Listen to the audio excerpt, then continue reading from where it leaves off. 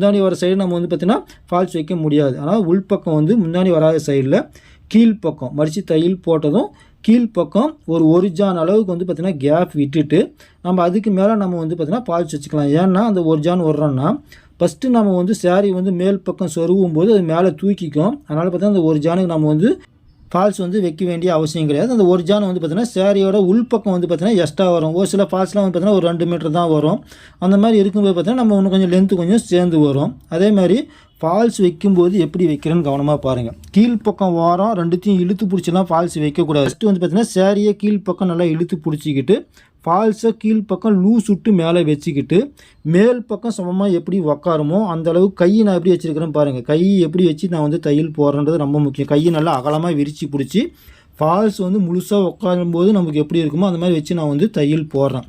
எப்படி தைச்சாலும் எனக்கு சுருக்கம் வருதுன்னா ஒரு 2 சுருக்கம் வச்சுக்கோங்க. கீழ்ப்பக்கம் பார்த்தீங்கன்னா ஒரு 1/4 இன்ச்சுக்கு மொத்த ஃபால்ஸில் 3ஆக பிரித்து 2 தாளை வந்து பார்த்திங்கன்னா ஒரு 1/4 இன்ச்சுக்கு சுருக்கம் வச்சுக்கோங்க. உங்களுக்கு மேல் பக்கம் தையல் போடும்போது ஈஸியாக இருக்கும்.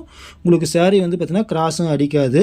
ஃபால்ஸ் வைக்கும்போது கீழ்ப்பக்கம் மட்டும் பிடிக்கக்கூடாது, மேல் பக்கமும் சேர்ந்து சமமாக பிடிச்சி நீங்கள் வந்து ஃபால்ஸுக்கு தையல் போட்டிங்கன்னா நீங்கள் எந்த சுருக்கமும் வைக்க தேவையில்லை, கரெக்டாக நமக்கு வந்து வரும். அதே மாதிரி இந்த இடத்துல நீங்கள் வந்து திருப்பும்போது லாஸ்ட்டாக திருப்பும்போது இந்த பார்ட்ரு கிராஸ் இல்லாமல் அடியில் இருக்கக்கூடிய சேரீ பார்ட்ரு கிராஸ் இல்லாமல் நல்லா நேராக இழுத்து பிடிச்சி 2 பக்கம் லெஃப்ட் சைடு ரைட் சைடு ரெண்டுமே சென்டர்லேருந்து 2 பக்கம் இழுத்து பிடிச்சி கிராஸ் இல்லாமல் ஃபால்ஸ் வச்சு தையல் போடணும். இந்த இடத்துல தவறு பண்ணிங்கனாலும் உங்களுக்கு கடைசி வரைக்கும் சுருக்கம் வந்து வந்துக்கிட்டே இருக்கும். நான் பார்த்தீங்கன்னா தெரியும், அந்த அடியில் இருக்கக்கூடிய பார்டரை அட்ஜஸ்ட்மெண்ட் பண்ணி கரெக்டாக ஒரே நேராக வர மாதிரி வச்சுக்கிட்டு தான் நான் வந்து தையல் போட்டு திருப்புறேன். மொத்தமாக நீங்கள் திருப்பி தையல் போட்டிங்கன்னா இங்கே அடிக்கிற சுருக்கம் கடைசி வரைக்கும் உங்களுக்கு வந்து வரதும் உங்களுக்கு பார்த்திங்கன்னா மேல் பக்கம் சரியாக வராது. இப்போ பார்த்தீங்கன்னா தையல் போட்டிருக்கேன் பாருங்கள், ஃபால்ஸ் வச்சதே உங்களுக்கு வந்து தெரியாது, சமமாக இருக்கும். உள்பக்கம் பாருங்கள் ஃபால்ஸ் வச்சுருக்கிறேன்.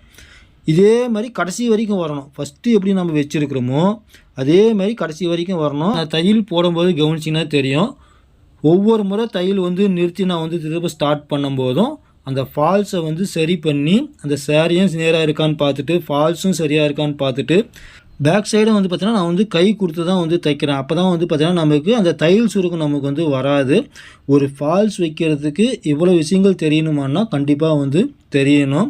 ஒரு சில டைமில் வந்து பார்த்திங்கன்னா ஃபால்ஸில் சுருக்கம் வைக்கிற மாதிரியும் வரும். இப்போது எங்கே நம்ம வந்து ஸ்டார்ட் பண்ணமோ சேம் அங்கேயே வந்து நம்ம வந்து முடிக்கணும். அந்த மாதிரி முடிக்கும் போதும் வந்து பார்த்திங்கன்னா அந்த ஃபால்ஸ் நீண்டும் வரக்கூடாது, சேரீயும் நீண்டு வரக்கூடாது ஒரு பக்கம். அந்த மாதிரி வராமல் இருந்தாவே நமக்கு வந்து பார்த்திங்கன்னா அந்த ஃபால்ஸ் வந்து ஃபினிஷிங் வந்து சரியாக வந்திருக்கு அப்படின்னு சொல்லிட்டு அர்த்தம். இப்போ